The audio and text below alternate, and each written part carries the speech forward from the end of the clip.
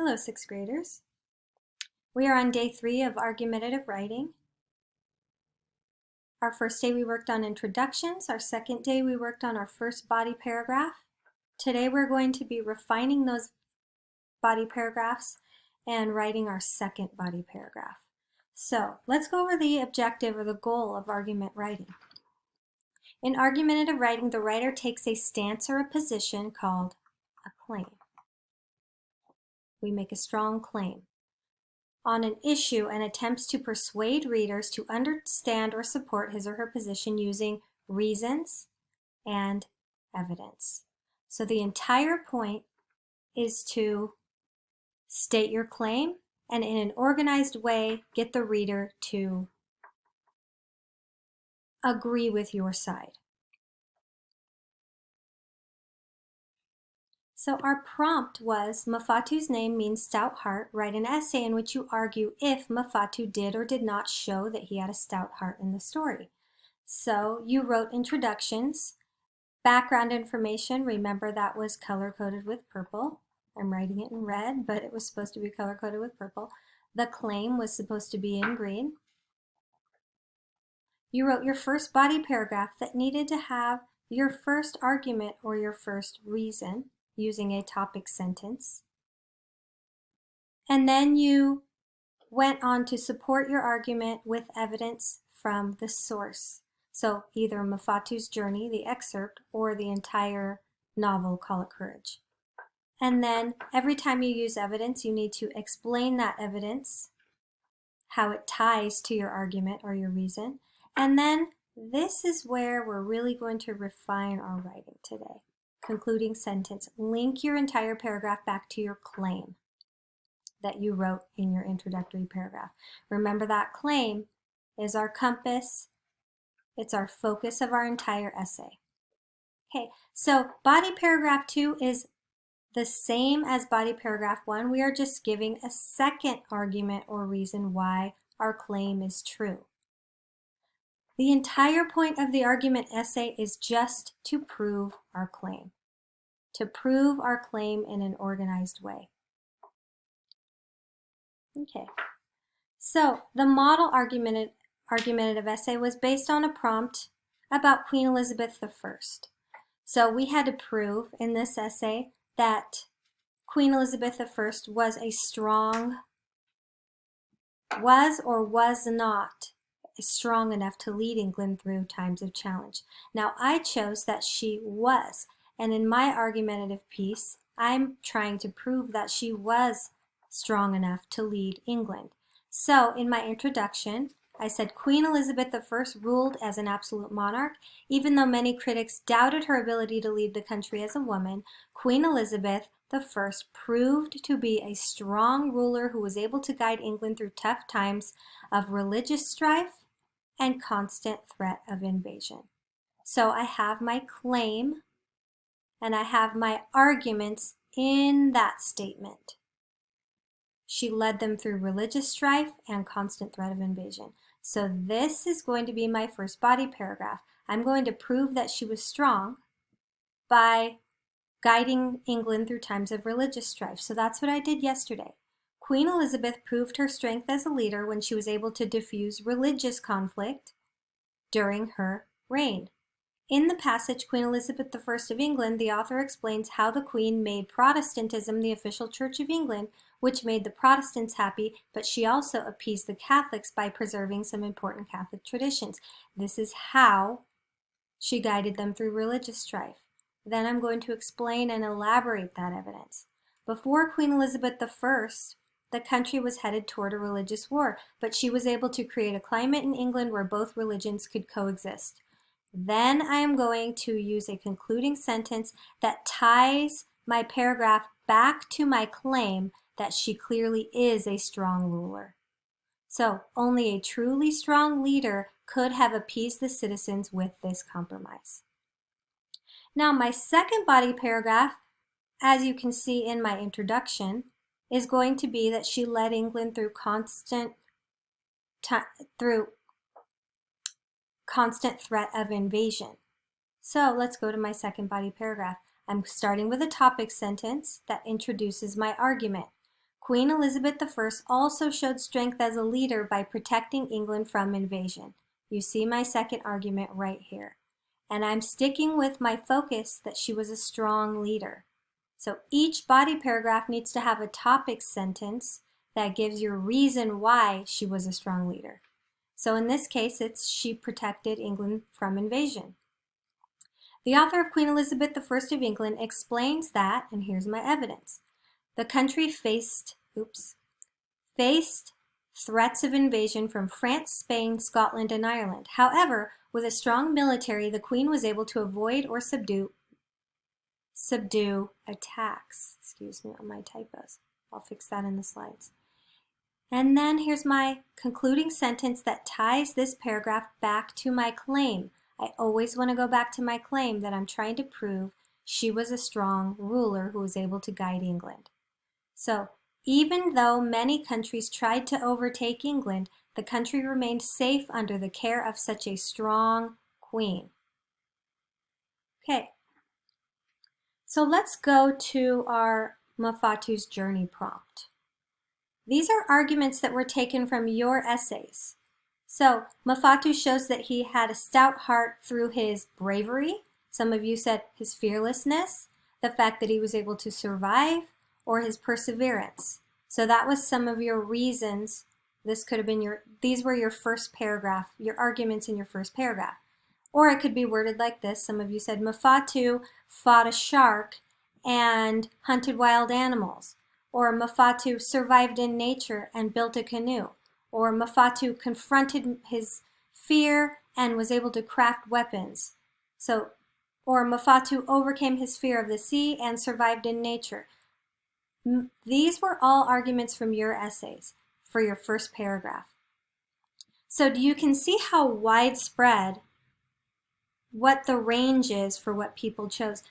All of these are right if you can find evidence from the text to support them. So if you said Mafatu survived in nature and crafted weapons with his own hands, which shows he clearly had a stout heart, then your first paragraph is going to be about how he survived in nature, and your second paragraph is going to be how he crafted weapons. So just make sure in your introduction you have your two reasons and that your body paragraphs are built from those two reasons. You could have a range of reasons. Just make sure they are very clear. Your two are very clear in your introduction, okay? Now, I'm going to show you an example of my first body paragraph. You can use it as an example when you're writing your second. Many of you had excellent, excellent body paragraphs. So here's my introduction again, my background information in purple. In the novel Call It Courage, the main character's name, Mafatu, means stout heart. Even though Mafatu was given this strong name, he is ridiculed and rejected by his peers for being a coward due to his deep fear of the ocean. At a turning point in the story, Mafatu makes a life-changing decision and proves through his perseverance and constant resourcefulness that he has a stout heart. My first body paragraph was about his perseverance. I gave you a little bit of a skeleton of my paragraph, but I finished it so you can see what it looks like finished today. Mafatu's perseverance, see how my first argument matches up with my first body paragraph? Mafatu's perseverance in the face of challenges shows how strong his heart is. One example of Mafatu's perseverance is the fact that he dove into the ocean and fought a shark to save his dog Yuri. A coward could not have endangered his own life the way Mafatu did. This actually should be blue. That's elaboration. He also, transition word, he also showed perseverance while surviving the harsh conditions of the sea. Even though he was starving, thirsty, and exhausted, Mafatu never gave up and continued following Maui's hook until he reached Hikueru. This was also elaboration. So I will fix that in the slides. Only a boy with a brave, stout heart would be able to endure this dangerous journey filled with impossible conditions and dangerous creatures. So this is my concluding sentence that ties my paragraph back to my claim that he proved that he had a stout heart. Okay, my second body paragraph is going to be on my second argument, constant resourcefulness. So here's my topic sentence. Mafatu further shows the strength of his heart by demonstrating resourcefulness throughout the story. And then my body paragraph is going to be where I take evidence from the text about how he demonstrated resourcefulness. Maybe I talk about how he built his canoe with his own hands. Maybe I talk about how he crafted a knife, or how he was able to find food for himself, make a fire, how he was able to hunt. All of those things would be evidence of resourcefulness. And then I will tie it back to how that proves he clearly has a stout heart. Okay, so right now I'm going to look at one of your fellow classmates' paragraphs. So I took her name out because she didn't give me permission, so here's her introduction. Mafatu is the son of a great chief. Many people called him a coward because he was afraid of the ocean, which is the opposite of what the tribe worships, courage. Mafatu showed he was, I'll put he had, or he has, a stout heart in the novel Call It Courage by showing he was resourceful and brave. So these are her two reasons or arguments. Now her first paragraph is going to be on one of these, right? Mafatu he has, or he had, however you want to put it, has a stout heart in the book Call It Courage by being brave enough to face his fear. So this is her second one that's listed up here, but she's writing a paragraph about it. So her next paragraph will be how he's resourceful. So this one is about how he's brave enough to face his fears. In the text Call It Courage, it states, he knew in that instant what he must do. He must prove his courage to himself and to others. Now here's her elaboration. She's explaining this evidence. After all the taunting the other boys had done to him, Mafatu decided that it was time he faced his fear of the ocean and set sail for the South Islands with Yuri. Only a brave boy would do such a thing. Now this is her connecting sentence, but I'm going to add only a brave boy with a stout heart or a strong heart or something. With a stout heart would do such a thing. Just tie it clearly back to her claim. This is an excellent, concise, and thorough paragraph. As you can see, this student color-coded. That ensures that she has all of the elements that you need to have in your body paragraphs. She has the topic sentence. She has the citation. She has the evidence, and she has the elaboration where she explains her evidence and her connecting sentence. I'm not asking you to color code just for fun to make a rainbow piece of writing. I'm asking you to color code so that you make sure, oh, I don't have my citation. Oh, okay, I'm missing it. I don't have that orange or that yellow. Oh, I don't have anything in blue. I haven't elaborated yet. So color coding is for your use, just to make sure you have all of those elements for a 6th grade piece of writing. Okay. I'm going to go back to our slide, and I'm going to talk to you about what to avoid, because these are patterns that I'm seeing in the writing that's coming in. Some people are summarizing the whole story. This is not summary of a narrative. We are not summarizing the whole story. We are supporting a claim.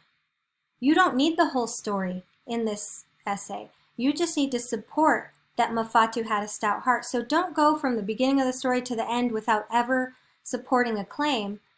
All you have to do is name how you know, or explain how you know he had a stout heart in an organized way. Now, even after the first couple videos where I say don't put opinion words in there because this is not an opinion piece, this is an argument piece. You're using evidence, not your opinion. Almost half of the writing said I think, or in my opinion. Do not put I think Mafatu had a stout heart. Put Mafatu clearly has a stout heart. Do not put, in my opinion. It's not about your opinion. You're going to say, Mafatu demonstrates throughout the novel that he definitely has a stout heart. You need a strong claim, not an opinion. Okay? Now, writing paragraphs without topic sentence, that leaves your reader confused. Make sure that your paragraphs have topic sentences. And then please use spell check, and reread your sentences to make sure that you have periods in the right place, commas in the right place, that you're using the right you have a subject-verb agreement, so you